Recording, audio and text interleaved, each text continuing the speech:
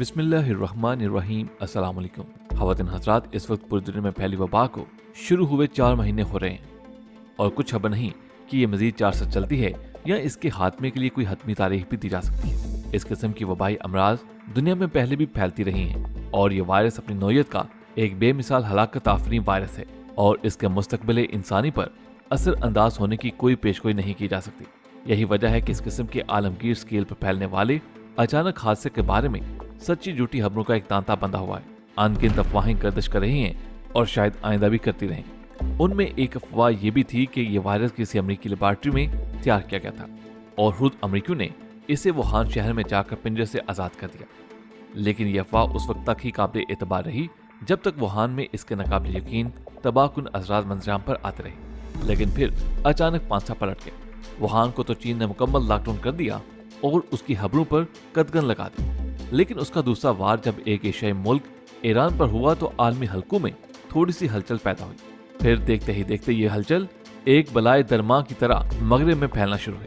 उसका आगाज इटली से हुआ, उसके बाद स्पेन, फ्रांस, जर्मनी, बरतानिया और हॉलैंड, बल्कि उस स्विट्जरलैंड तक भी फैल गया जिसकी आबो हवा शफा और सेहत अफजा काबिल रश्क हद तक शफाफ ख्याल की जाती है। रूस, पाकिस्तान, इंडिया और दूसरे ममालिक में भी इसकी शुरुआत तो हो गई, लेकिन दूसरे एशियाई और यूरोपीय ममालिक के मुकाबले में आहिस्ता, बल्कि बहुत आहिस्ता थी। जबकि अब पेशगोई की जा रही है कि ये आहिस्ता आहिस्ता होने वाली बीमारी अब यकदम से तेज हो जाएगी, जिसका तस्वर भी लर्ज़ाहिज़ है। मसलन इंडिया में इस साल के आखिर तक कोरोना वायरस से हलाक होने वालों की तादाद 3 करोड़ से 6 करोड़ तक बताई जा रही है। ये अंदाजा तहकीक शुदा साइंसी और तिबी बुनियादों पर लगाया जा रहा है और अल्लाह रहम करे पाकिस्तान के बारे में भी इन अंदाजों से मिलती जुलती या इनसे कुछ कम बेस स्केल पर ही पेशगोई की जा रही है। लेकिन सबसे आखिर में जिस मुल्क में इस वायरस के हमले शुरू हुए वो दुनिया की वाहिद सुपर पावर थी। अमेरिका में इस वायरस से मुतासरा मरीजों की तादाद देखते ही देखते पहले हजारों और फिर लाखों तक जा पहुंची। हलाक होने वालों की तादाद भी खुश रफा है। इटली और स्पेन में रोजाना की बुनियाद पर जो लोग हलाक हो रहे थे और हो रहे हैं उनकी तादाद सैकड़ों में है। 8-8, 900 लोग 24 घंटों के अंदर लुकमाए अजल होने लगे तो लोगों को यकीन न आया। तरह तरह की चामगोइयां की जाने लगी। फिर अमेरिका में भी ये तादाद रोज पर रोज बढ़ने लगी। एक एक दिन में 1,000 इंसान मौत के काट उतरने लगे।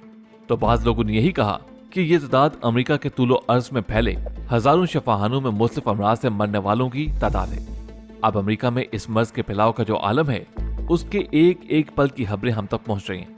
लेकिन एक खबर इन खबरों में ऐसी भी है जो ज्यादा होलनाक है। ये इसलिए ज्यादा होलनाक और नौकी है कि इसका तल्लुक अमेरिका की मुसल्लह अफवाज के उस हिस्से से है जो जमीनी कशिश और ड्रैग से आजाद है, जिस पर अमेरिका की आलमी बर्तरी का दारोमदार है, जो दुनिया के 3 बड़े समुद्रों पर ताजदारी का दावेदार है और जिसका नाम त्यारा बरदार कुव्वत है। ख़वातीन हज़रात, एयरक्राफ्ट कैरियर, जिसका उर्दू तर्जमा त्यारा बरदार बहरी जहाज कहा जाता है, जो सीनाए बहर पर रवां दवां एक वारशिप है और एक ऐसा वारशिप जिसके अर्शा पे एक ऐसा रनवे होता है जिस पर से जंगी जहाज उड़ाए और लैंड किए जा सकते हैं। इसमें वो तमाम सहूलियात होती हैं जो जमीन पर किसी एयरबेस में होती हैं, यानी तैयारों को पार्क करना, उनमें ईंधन भरना, गोला बारूद और मिसाइलों से उन्हें मुसल्ला और लैस करना, उनकी इब्तदाई मरम्मत करना, उनके अमले के लिए रहायशगाहें और हस्पताल वगैरह। ख़वातीन हज़रात, बहरी बेड़े का आगाज यानी इस जहाज की इजाद 1903 के साथ ही शुरू हो गई थी। पहली आलमी जंग 1914 से 1918 में तो इस तस्वर को अमली जामा ना पहनाया जा सका, लेकिन इस जंग के इख्तिताम से लेकर दूसरी आलमी जंग के आगाज तक के 21 बरसों में इस ख्याल को अमल में ढालने की तरफ अज़बस तवज्जो दी गई। दूसरी जंग अजीम के आखिरी 2 बरसों में हित्ता बहरुल काहिल में जापान और अमेरिका ने कई त्यारा बरदार जहाज बनाए और लॉन्च किए और ऐसी बहरी लड़ाइयां लड़ी गईं जिन्होंने इस जंग का फैसला अमेरिका के हक में कर दिया। ताहम इस जंग अजीम के 6 बरसों में कई दूसरे ममालिक ने भी त्यारा बरदार बनाए और उस जंग में उनकी कंट्रीब्यूशन दिलचस्प और सबक आमोज़ है। लेकिन जब ये जंग खत्म हुई और मिसाइल साजी का आगाज हुआ तो इन त्यारा बरदारों को फिजाई हमलों का सामना हुआ। ये फिजाई हमले वो मिसाइल हमले थे जिनको जमीनी मुस्तकरों से लॉन्च किया जाता था। ये खतरा त्यारा बरदारों के लिए दूसरा खतरा था। पहला खतरा तो आबदोज से था जो चुपके से ज़ेरे आब सफर करती हुई किसी त्यारा बरदार के नजदीक जा पहुंचती और उसे तारपेडो मारकर गर्क कर सकती थी। इन्हीं खतरात की वजह से तरक्की याफ्ता ममालिक ने अपने अपने त्यारा बरदारों को डीफॉल्ट करना शुरू कर दिया। जिन ममालिक ने अपने त्यारों को डीकमीशन किया उनमें Argentine, Australia, Brazil, Canada, Japan और हॉलैंड शामिल थे।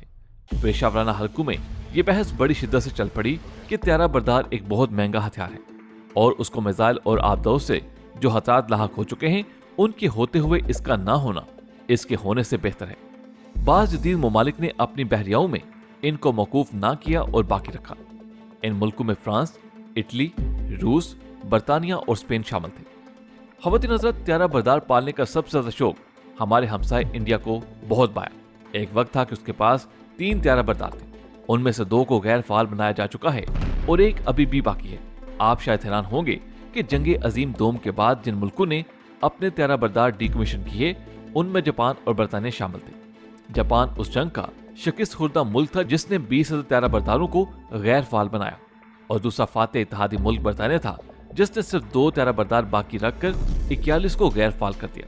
जैसा कि आपको बताया कि ये एक बहुत महंगा वेपन सिस्टम है, लेकिन चूंकि इसने दूसरी जंग अजीम के आखिरी 2 बरसों में जापान को शिकस्त दी थी और इस शिकस्त में त्यारा बरदारों का बहुत बड़ा हाथ था, इसलिए पेंटागन ने न सिर्फ इनको बाकी रखा बल्कि इनकी फायर पावर और उनके हिफाजी हथियारों में इजाफा किया और डीजल की बजाय जोहरी रिएक्टरों से चलने वाले त्यारा बरदार भी बनाए, जो इस कदर दो हेकल थे कि एक में 5,000 ट्रोप्स का अमला भी शामिल है, जिसके शब रोज समुद्र में ही गुजरते हैं और उनकी देखभाल के लिए हुकूमत अमेरिका को अरबों डॉलर खर्च करने पड़ते हैं।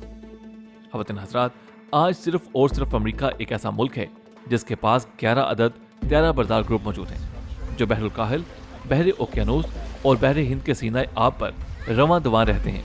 चीन चूंकि अभी एक उभरती हुई आलमी ताकत है, इसलिए उसने दुनिया को यह बावर करवाना है कि वो इस जदीद तरीन और ग्रैंडियल बहरी वेपन बना सकता है और ऑपरेट भी कर सकता है।